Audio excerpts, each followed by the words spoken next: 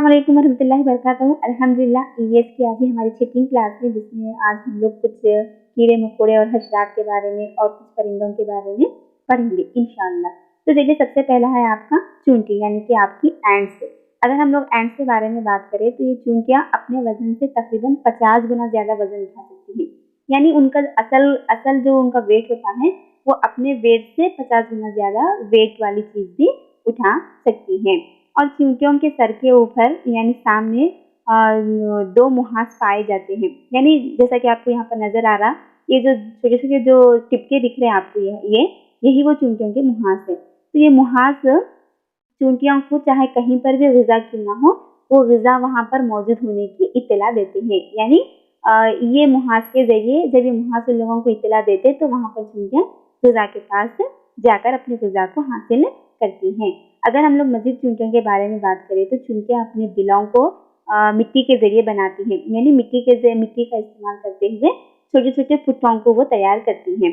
और फुट्टों को तैयार करने के बाद उसके अंदर जितने भी खाने मौजूद होते हैं, हर एक खाने को अलग अलग कामों के लिए वो इस्तेमाल करती हैं। ठीक है। इसके अलावा आपकी चींटियाँ किसान की भी मदद करती हैं। यानी खेतों में जब झाड़ों के ऊपर कुछ बारीक कीड़े मकोड़े जाते हैं, यानी बारीक जिसको हम देख भी नहीं सकते, वो कीड़ों को ये चींटियाँ क्या है खा लेती हैं।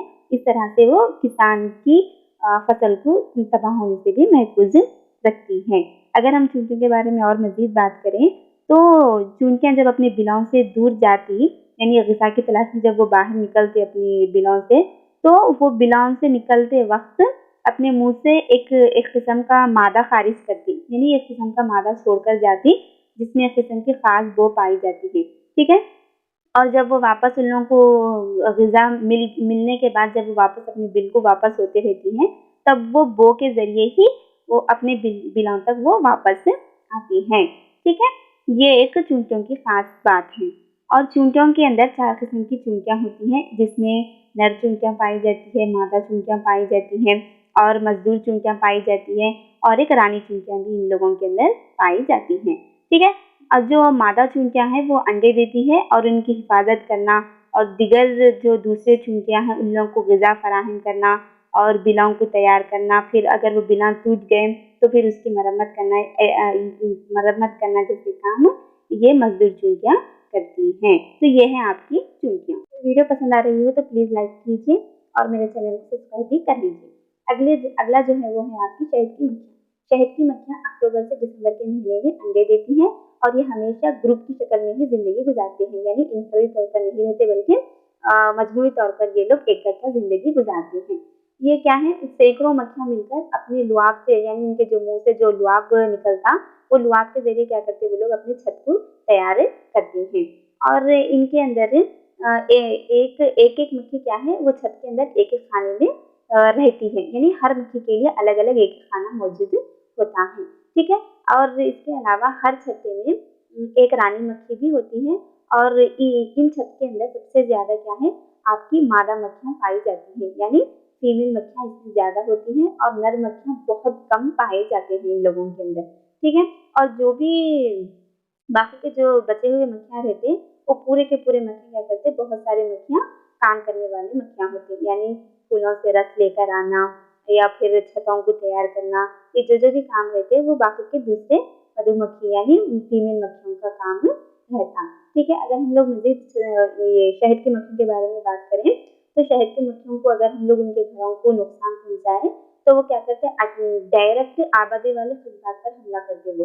ठीक है ना। यानी इंसानों पर हमला करके उन लोगों को डंक मारते। वो डंक मारने के दौरान क्या करते, उनके मुंह में जो एक लुआब है था, वो लुआब के जरिए क्या करते, वो जहरीले मादे इंसान के जिस्म में दाखिल करते, जिससे बाज़ दफ़ा इंसान की मौत भी वाक़ई हो जाती। इसीलिए तो बोलते हैं कि शहद की मक्खियों को छेड़ना नहीं चाहिए। ठीक है। और ये जो नीचे आप लोग को जो घोंसला और परिंदा नजर आ रहा है, वो परिंदा खयात नामी परिंदा है। ठीक है ना। जिसको अपने घोंसले को वो क्या करता है, पत्तों और धागों से तैयार करता है। इसके अलावा आमतौर पर परिंदे क्या करते हैं, अपने घोंसलों को घास फूस और काड़ियों, धागों, कागज के टुकड़ों, नारियल के रेशों, कपड़ों के टुकड़ों, कपास या रुई और पत्तों के जरिए अपने घोंसले को तैयार करते हैं। यानी ये तमाम चीज़ों का इस्तेमाल करते हुए वो अपने घोंसलों को तैयार करते हैं। और मज़ीद अगर हम बात करें परिंदों के बारे में तो एक बया नामी ये परिंदा क्या करता है, सिर्फ उसके अंदर मेल परिंदा, बया नामी परिंदों में मेल परिंदा ही क्या करता, घोंसलों को तैयार करता, जबकि जो फीमेल बया नामी परिंदे रहते हैं वो परिंदे क्या करते हैं, अपने पसंदीदा घोंसलों में अंडे देते और उन लोगों को सेकते, ठीक है ना। और जब भी ये अंडे देने से पहले क्या करते, वो लोग अपने घोंसलों को तैयार कर लेते। तैयार करने के बाद उसमें अंडे देने के बाद जब बच्चे बड़े हो जाते यानी उड़ने के काबिल हो जाते, तो वो लोग क्या करते, वो घोंसले को छोड़कर दूसरी जगह चले जाते, यानी फिर से दोबारा अंडे देते और फिर से दूसरा नया घोंसला तैयार करते, ठीक है ना। और हमेशा परिंदे क्या करते, एक नया घोंसला बनाते ही जाते, यानी अंडे देते जाते, जैसे ही बच्चे बड़े हो जाते तो वो घोंसले को छोड़ जाते और फिर दूसरा नया घोंसला बनाते, फिर वहां पर फिर से अंडे देते, ठीक है ना। ये सिलसिला उनका हमेशा ऐसे ही चलते रहता। और जो आपकी कोयल है, कोयल क्या करती, हमेशा अपने अंडों को कौवों के घोंसलों में देती, ठीक है ना। यानी जब कौवे घोंसले बनाते तो कोयल क्या करते, कौवों के घोंसलों में जाकर बैठकर वहां पर अंडे देती, और कौवे क्या करते, वो अंडों को अपने ही अंडे समझकर उसको सेकते, यानी उसको गर्माहट में रखते, यानी अपने ही अंडे समझकर वो अंडों को अपने पास रखते, जबकि वो अंडे किसके रहते, कोयल के रहते, ठीक है। क्योंकि कोयल के अंडे और कौवाओं के अंडे क्या रहते, दोनों देखने में बिल्कुल सेम रहते, इसलिए कौवे क्या करते, कोयल के अंडों को नहीं पहचानते, बल्कि वो कोयल के अंडों को भी अपने ही अंडे समझकर वो अंडों को अपने पास रखते। जैसा ही उसमें से अंडों में से बच्चे निकलते तो फिर वहां से कोयल क्या करती, कोयल हो फिर कौवा हो, वो उस घोंसले को छोड़कर दूसरी जगह चले जाते और वहां पर जाकर फिर से अपना नया घोंसला बनाते, ठीक है। नेक्स्ट है आपका नकले मुकाम करने वाले परिंदे, यानी बहुत सारे परिंदे क्या करते हैं, खास तौर पर मार्च के महीने में एक जगह पर अंडे देकर वहां पर बच्चों की परवरिश के लिए, उनकी ग़िज़ा तलाश करने के लिए अपने मुकाम से दूसरे इलाके को प्रवास करते, यानी अपना इलाका छोड़कर दूसरे इलाके को वो लोग उड़कर चले जाते, ठीक है।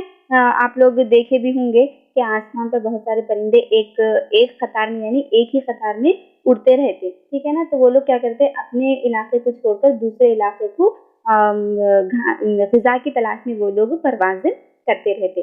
तो बाज़ परिंदे क्या करते हैं, मौसम गर्मा या फिर मौसम सरमा में वहाँ के अपने इलाके के माहौल को बर्दाश्त नहीं करके, वहाँ का माहौल उन लोग को पसंद नहीं आकर क्या करते, नक़्ल मुक़ाम करते।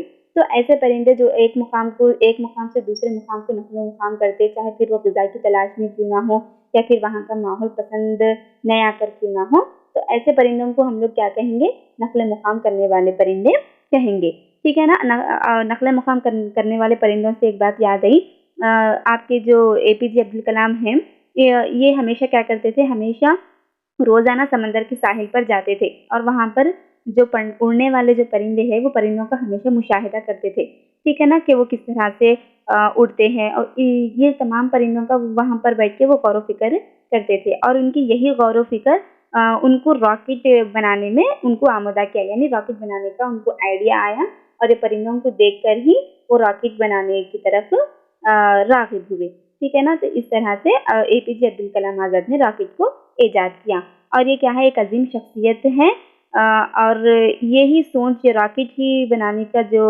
उन्होंने काम किया, यही काम उनको एक अजीम शख्सियत बनने में मदद की, ठीक है। अगर आज की वीडियो आप सभी को पसंद आई हो तो वीडियो को लाइक करिए, हमारे चैनल को सब्सक्राइब करिए और इसकी लिंक को आपके दोस्तों में ज़रूर शेयर करिए। तो चलिए कल मिलते हैं नेक्स्ट वीडियो में, तब तक के लिए अपना ख्याल रखिए। अस्सलाम वालेकुम रहमतुल्लाहि व बरकातहू। जज़ाकल्लाहु खैर।